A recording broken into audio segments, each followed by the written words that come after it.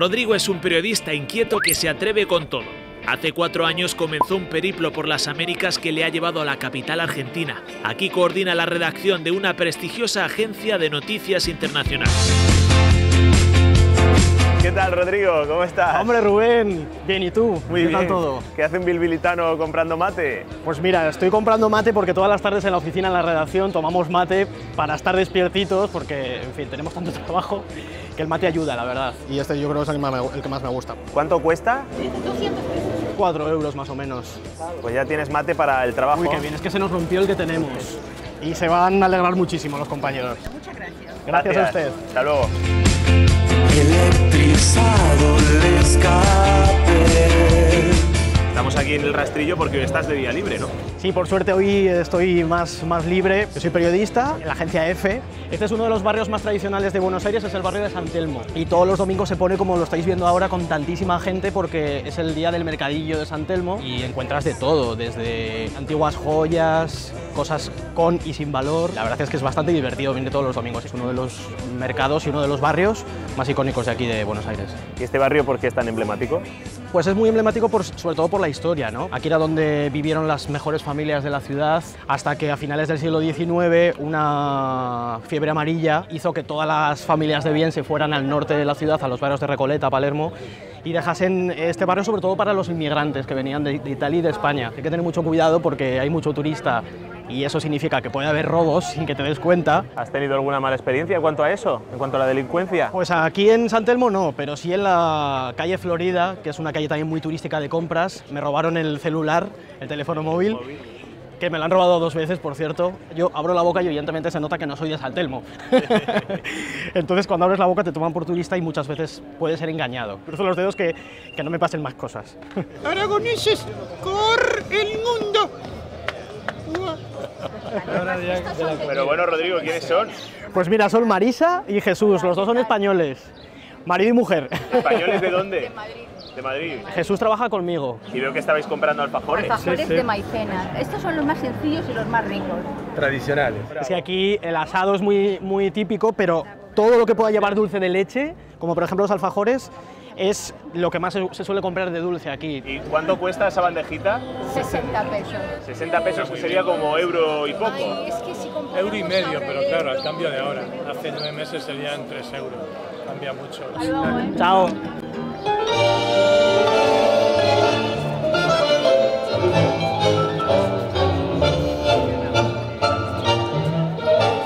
Esto que veis es un espectáculo de los más típicos de San Telmo, porque San Telmo es uno de los barrios más tangueros de la ciudad. Hay mucha cultura tanguera, hay mucha gente apasionada del tango, muchos especialistas, muchos maestros del tango, cantantes, bailarines de tango, pero no es que la sociedad beba del tango y esté todos los días con el tango puesto bailando tango.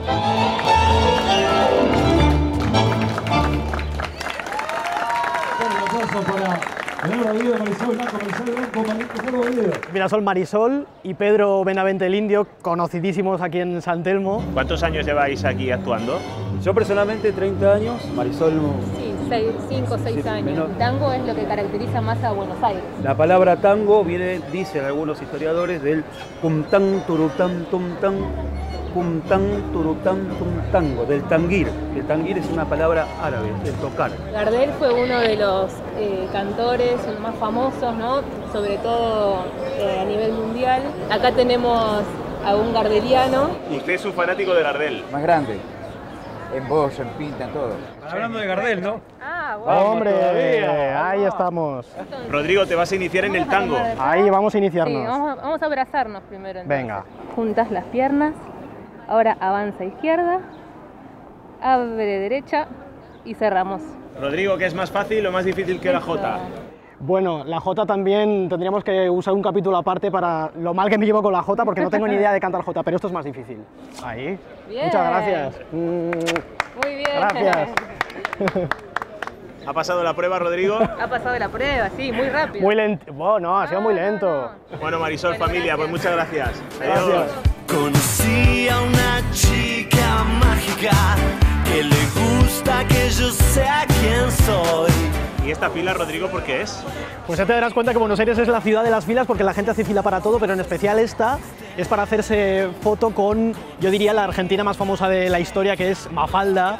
Porque el dibujante es de aquí. Claro, Quino, Joaquín Salvador Lavado Quino, todo el mundo lo conoce como Quino, es de aquí y vivió en este edificio que tenéis acá. Se decidió hace unos años pues, hacer un homenaje a la niña Mafalda porque es donde creó, aquí es donde Quino creó a sus personajes como Mafalda, Susanita, Manolito, los creó todos aquí. Es sin duda el lugar más importante del Paseo de la Historieta porque es donde todo el mundo se hace fotos. Hola, muy buenas, somos de Aragoneses por el Mundo. ¿Qué haces aquí? Visitando a Mafalda, vengo desde México. ¿Desde México exclusivamente para visitar a Mafalda? Así es, tener un lugar tan representativo, tan precioso, con tanta historia, increíble poder estar acá. Un saludo para Aragoneses por el Mundo. La jota de Carlos Gardel, los ojos de mi moza. Con los ojos de mi moza. Y yo no vivo sin eso, Virgencita del Pilar. ¡España!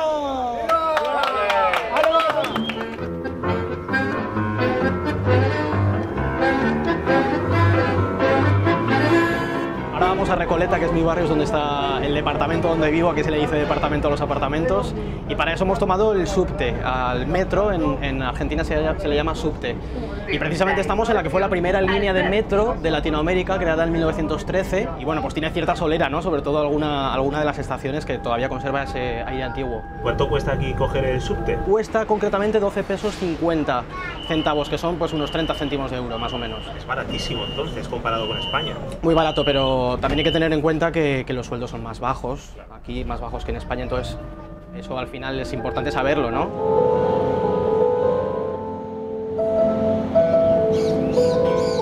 Pues ya estamos en mi barrio, en Recoleta, y justamente en el cogollo del barrio está el cementerio de la Recoleta, que es sin ninguna duda el cementerio, uno de los cementerios más impresionantes de todo el planeta. Se fundó en 1822. Hay casi, bueno, alrededor de unas 5.000 bóvedas, de las cuales unas 80 son declaradas Monumento Nacional. Aquí está la tumba de Eva Duarte de Perón, la ex primera dama, la mujer de Juan Domingo Perón, el expresidente Perón, que es sin duda la tumba más fotografiada, la más visitada de todo el cementerio de la Recoleta. Fue no solamente primera dama, sino una figura política y social muy importante en aquel entonces. Se le atribuye haber sido una de las impulsoras del voto femenino en Argentina. Una de las historias que más se conocen en torno a la figura de Evita es el devenir de su cadáver. Cuando fue derrocado Perón en el año 55, los militares, la dictadura de entonces, decidió robar el cadáver de la sede sindical donde lo habían enterrado y desde entonces dio la vuelta, acabó en Italia, de Italia volvió a Madrid en los años 70 y de Madrid al final, a finales de esa misma década, lo trajeron aquí, lo devolvieron a la familia Duarte, a la familia de Evita, y desde entonces pues reposa aquí en el cementerio de la Recoleta con tantísimos turistas todos los días haciéndole fotos. Yo siempre la visito, siempre me llego dándole un saludo, por agradecimiento por lo que ella siempre hizo por la Argentina, por los pobres. Me emociona, hasta el día de hoy me emociona como si fuera que el año quedó detenido. Y tan joven que se fue y con tantos proyectos, con tantas cosas que hasta el día de hoy quedaron pendientes y no se ve nada todavía. Y así estamos, esperando siempre a alguien que la reemplace como ella, con esa mentalidad, pero como Evita nadie, nadie, nadie, nadie.